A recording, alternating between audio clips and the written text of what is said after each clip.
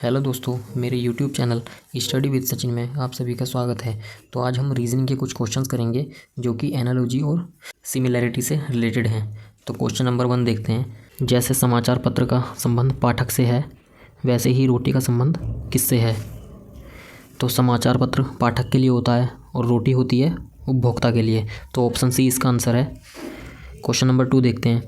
जैसे देश का संबंध राष्ट्रपति से है, वैसे ही राज्य का संबंध किससे है?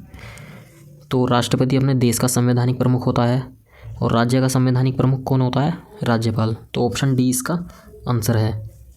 जैसे मछली का संबंध शल्क से है, वैसे ही भालू का संबंध किससे है?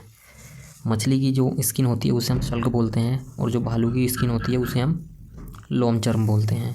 नेक्स्ट क्वेश्चन देखते हैं।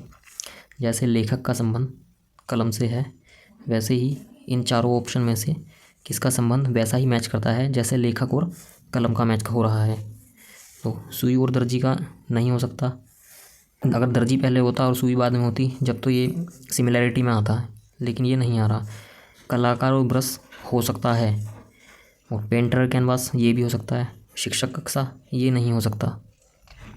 तो कलाकार और ब्रश हो सकता है, ये भी नहीं हो सकता, क्योंकि कलाकार तो कोई भी हो सकता है। डांसर भी कलाकार है, पेंटर भी कलाकार है, कोई मूवी कर रहा है वो भी कलाकार है। तो जो उसका संबंध ब्रश से कैसे होगा? तो इसलिए पेंटर का संबंध कैनवास से है। कैनवास एक वाइट कलर का कपड़ा होता है जिसे हम कैनवास बोलते हैं, जिस पे ऐसे ऐसे लाइनिंग हो रही होती हैं। नेक्स्ट क्वेश्चन देखते हैं अब।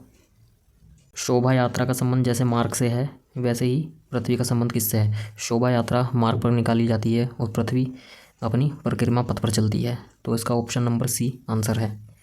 जैसे ही उर्वरक का संबंध फसल से है, वैसे ही इन चारों में कौन सा ऑप्शन ऐसा है जो इनसे सिमिलर है? उर्वरक का इस्तेमाल फसल को और उपजाऊ और ज़्यादा क्वांटिटी में करने के लिए करा जाता है, और ऐसे ही टॉनिक का इस्तेमाल शरीर को तंदुरुस्त करने के लिए और बढ़ाने के लिए करा जाता है। तो ऑप्शन सी इसका आंसर है। देखते हैं क्वेश्चन नंबर 6। जैसे निरक्षरता का संबंध शिक्षा से है, वैसे ही सूखा का संबंध किससे है? निरक्षरता सिर्फ शिक्षा से जा सकती है और सूखा सिर्फ इससे दूर हो सकता है, वर्षा से। तो ऑप्शन बी इसका आंसर है। नेक्स्ट क्वेश्चन देखते हैं, क्वेश्चन नंबर 7। जैसे कॉफ़ी का संबंध कैफीन से है, वैसे ही तंबाकू का संबंध किससे है? कॉफ़ी में होता है कैफीन, वैसे ही तंबाकू में होता है निकोटीन। तो ऑप्शन सी इसका आंसर है। Next question, question number 8। जैसे सुचालक का संबंध तांबा से है, वैसे ही कुचालक का संबंध किससे है? तो तांबा जो है सुचालक होता है, यानी कि कंडक्टर होता है इलेक्ट्रिसिटी का। और कुचालक कौन होता है इन चारों में से? लोहा, एल्युमिनियम, कोयला या लकड़ी? तो लकड़ी इनमें कुचालक होती है, इंसुलेटर। क्वेश्चन नंबर 9 देखते हैं। जैसे ज्वालामुखी का संबंध लावा से है, वैसे ही अग्नि का संबंध किससे है? ज्वालामुखी के विस्फोट के बाद है वो लावा होता है, और जब आग जलती है उसके बाद जो बचता है वो क्या होती है? भस्म। क्वेश्चन नंबर 10 देखते हैं। जैसे मुस्लिम का संबंध कुरान से है, वैसे ही ईसाई का संबंध किससे है? ईसाई का संबंध है बाइबल से। क्वेश्चन नंबर 11 देखते हैं। जैसे वृहत का संबंध विशाल से है, वैसे ही इन चारों ऑप्शन में कौन सा ऑप्शन सही है? वृहत मीन्स विशाल, और वैसे ही बिल्ली बाघ नहीं होती, गर्माहट पाल नहीं होता, शाही दावत देना नहीं होता, गोल मटोल का मतलब मोटा। तो सी इसका आंसर है। क्वेश्चन नंबर 12 देखते हैं अब। जैसे टोकने का संबंध बोलने से है, वैसे ही इन चारों में संबंध बताना है।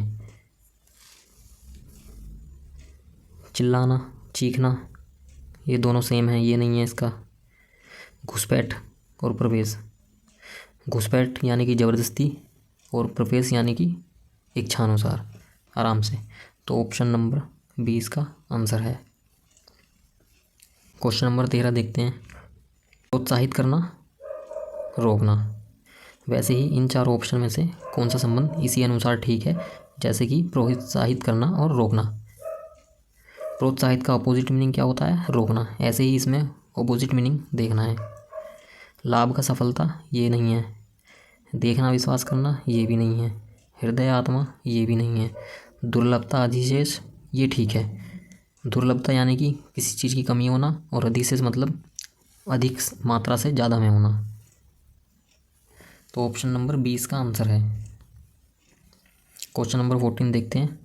जैसे अवज्ञा का संबंध आज्ञा पालन से है, वैसे ही विश्राम का संबंध किससे है? अवज्ञा यानी आज्ञा का पालन ना करना, और आज्ञा पालन यानी कि आज्ञा का पालन करना। ऐसे ही इसका अपोजिट मीनिंग देखना है। विश्राम करना का अपोजिट मीनिंग क्या होगा इन चारों में? तो होगा इसका परिश्रम। तो ऑप्शन नंबर सी इसका आंसर है। क्वेश्चन नंबर 15 देखते हैं। जैसे रात्रि के बाद प्रातःकाल आता है, वैसे ही किसके बाद रात्रि आती है, इसमें ये बताना है। तो जैसे रात्रि के बाद प्रातःकाल आता है, तो रात्रि से पहले क्या आता है? रात्रि से पहले आता है सायकाल। सायकाल मीन्स शाम, शाम का समय। Thank you for watching this.